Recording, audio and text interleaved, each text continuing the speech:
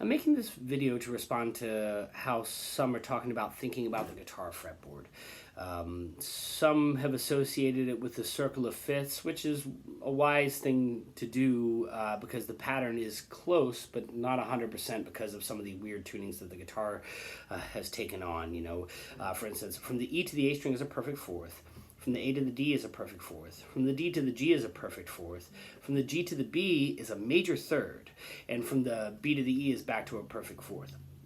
That oddity of tuning is genius, frankly, because it allows for reach that otherwise wouldn't be possible if you had tuned the guitar in perfect fourths straight across.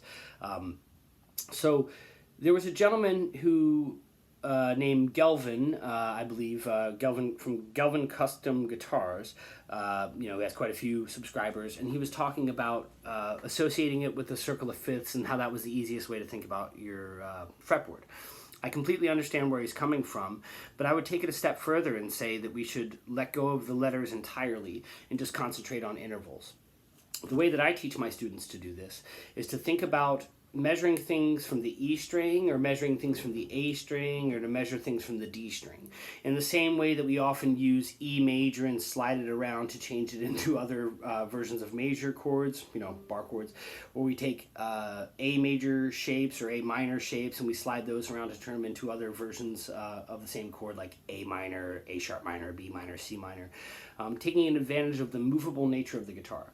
Same thing with D shapes, or really any of the open chord shapes are movable. It's just a matter of how convenient they are or not. An example would be G major. Yes, you can do it like that. I almost never finger it that way. I do it with 1, 2, and 3 usually.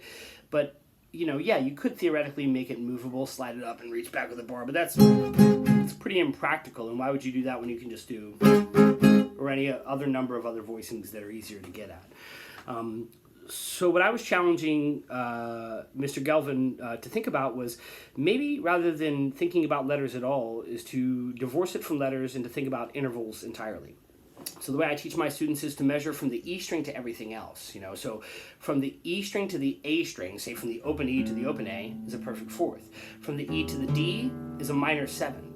From an E to a G is a minor third. From the E to the B is a perfect fifth. And from the E to the E is an octave. Now, I'm a little out of tune.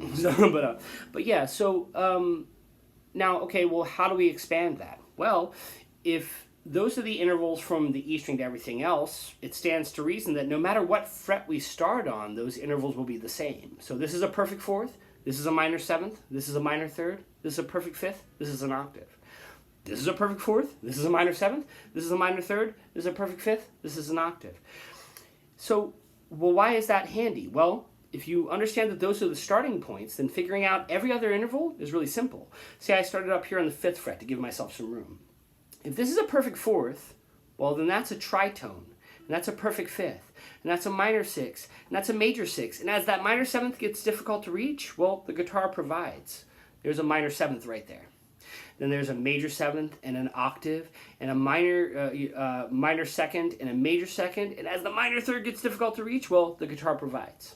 There's a minor third, there's a major third, there's a perfect fourth, there's a tritone, there's a perfect fifth. That one's not so hard to reach, but, they adjusted the guitar to make it easier to reach, so perfect fifth, minor six, major six, minor seven, major seven. As that octave gets difficult to reach, boom, the guitar provides yet again. So, well, what about when we want to measure from other strings? Well, the pattern is largely similar. So from the E to the A is a perfect fourth. From the E to the D is a minor seventh. From the E to the G is a minor third. From the E to the B is a perfect fifth. From the E to the E is an octave.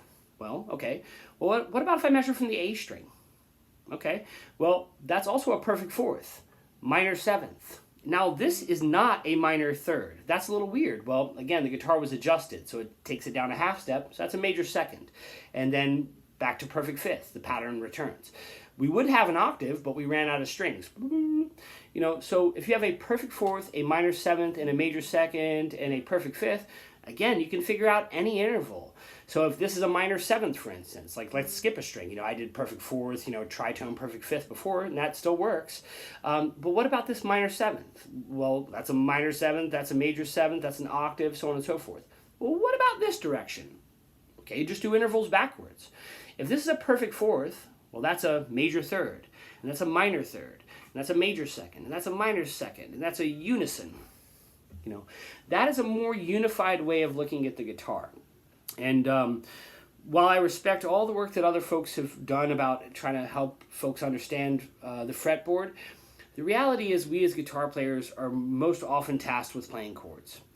Chords are usually described in the literature in terms of intervals, because that's really what unifies them. Like, if I look at a major chord, with letters, I have a C major, which is C, E, G. I have a D major, which is D, F sharp, and A. I have a B major, which is B, D sharp, and F sharp. So that's difficult for folks to wrap their heads around, because it's not all regular letters. It's not, well, there's a sharp in the middle all the time. It's not, well, there's a sharp in the middle and on the top. That varies. But if you look in terms of interval, it's unified.